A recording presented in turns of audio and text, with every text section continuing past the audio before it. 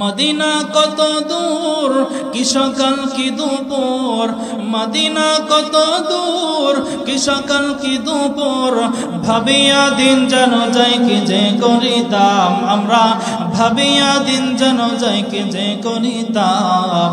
বারবার মন চাই, বারবার মন চাই মদিনা যাইতাম আমরা, বারবার মন চাই মদিনা যাইতাম।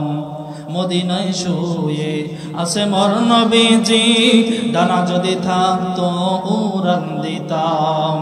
মদিনায় শুয়ে আছে মোর নবীজি, ডানা যদি থাকতো উড়ান দিতাম।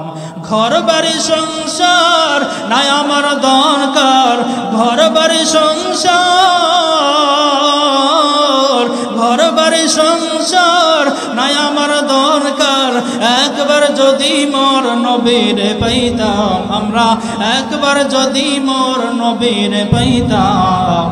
বারবার মন চাই, বারবার মন চাই মদিনা যাইতাম আমরা, বারবার মন চাই মদিনা যাইতাম।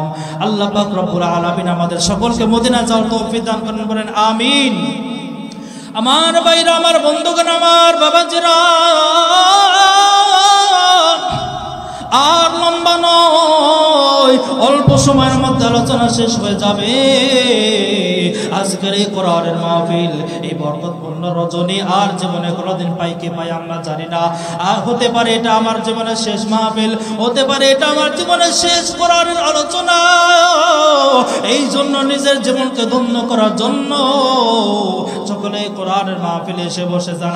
আমার বন্ধু আমার হাফেজ করি শামসুল ফিরানি, বড় ভালো মানুষ, আমার ভাই, আপনাদের সকলের আত্মীয় স্বজনের, এলাকাবাসীর কবরে যারা শুয়ে আছে সকলের রুহের মাগফিরাতের জন্য এত বড় একটা, এত সুন্দর একটা আয়োজন করেছেন। আল্লাহ পাক ভাইয়ের হায়াতের মধ্যে বরকত দান করুন। আল্লাহ পাক রব্বুল আলামিন সমস্ত কবরবাসীদেরকে মাফ করে দিন, বলেন আমিন। সকলকে আল্লাহ জান্নাতের উচ্চ মাকাম দান করেন, বলেন আমিন। আমার ভাই, আমার বন্ধুগণ, আমার নবীজির আদর্শের কথা বলতেছি না। আমার নবীর আদর্শ কেমন আদর্শ নবী, কোন আদর্শ নবী আমরা পেয়েছি, যেই নবীর আদর্শ দেখে কাফের বেঈমান মুশরিকরা পর্যন্ত তার চেহারা দেখে মুসলমান হয়ে যায়। আমার সাহাবায়ে কেরাম, আমার নবী সাহাবায়ে কেরাম অনেকেই বলে, কিতাবের মধ্যে কিতাবের লেখক লেখে যে একদিন, দুই দিন, তিন দিন না খেয়ে যারা, অনেক সময় এমন হয়েছে যারা, যাদের ঘরের মধ্যে কোনো খাবার নাই, যাদের চুলায় আগুন জ্বলে না, দিনের পর দিন আগুন জ্বলে না, কিন্তু তারা বলে আমার নবীজিকে একদিন, দুই দিন, তিন দিন পরে দেখার পর যখন নবীজির বরকতময় চেহারার দিকে নজর করি, আমাদের সমস্ত 3 দিনের ক্ষুধা নিবারণ হয়ে যায়। এই জন্য আল্লাহ পাক রব্বুল আলামিন কুরআনুল কারীমের মধ্যে ডাক দিয়ে বলেন, মা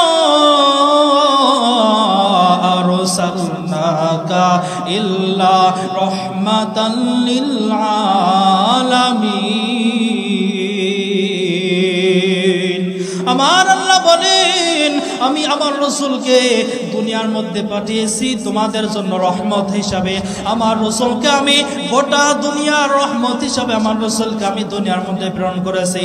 আমার নবী মানুষের জন্য রহমত, আমার জন্য মুসলমান, আমার নবী মুসলমানের জন্য রহমত, আমার নবী ইহুদের জন্য রহমত, আমার নবী কাফেরের জন্য রহমত, আমার নবী বেঈমানদের জন্য রহমত, আমার নবী হিন্দুদের জন্য রহমত, আমার নবী আসমানের জন্য রহমত, আমার নবী জমিনের জন্য রহমত, আমার নবী ফেরেশতাদের জন্য রহমত, আমার নবী পশু পাখির জন্য রহমত, আমার নবী গাছপালার জন্য রহমত, সমস্ত কিছুর জন্য আল্লাহ পাক রব্বুল আলামিন আমার আপনার নবীকে রহমত হিসাবে প্রেরণ করেছে।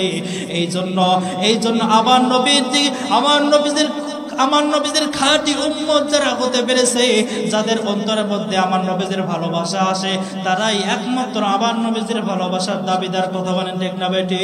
যাদের মুখের মধ্যে নবীদের সুন্নাত নাই, যাদের মনের মধ্যে নবীদের ভালোবাসা নাই, এই আমার মুসলমান ভাইরা, কেন আপনি আমার নবীকে ভালোবাসবেন না? কেন নবীদের সুন্নাত অনুযায়ী জীবন করবেন না? কেন নবীদের সুন্নাত অনুযায়ী চলবেন না? কেমন নবী আমরা পেয়েছি? আমার নবী নবী দ্বীনের দাওয়াত দেওয়ার জন্য, আমাদের কাছে দ্বীনকে পৌঁছানোর জন্য।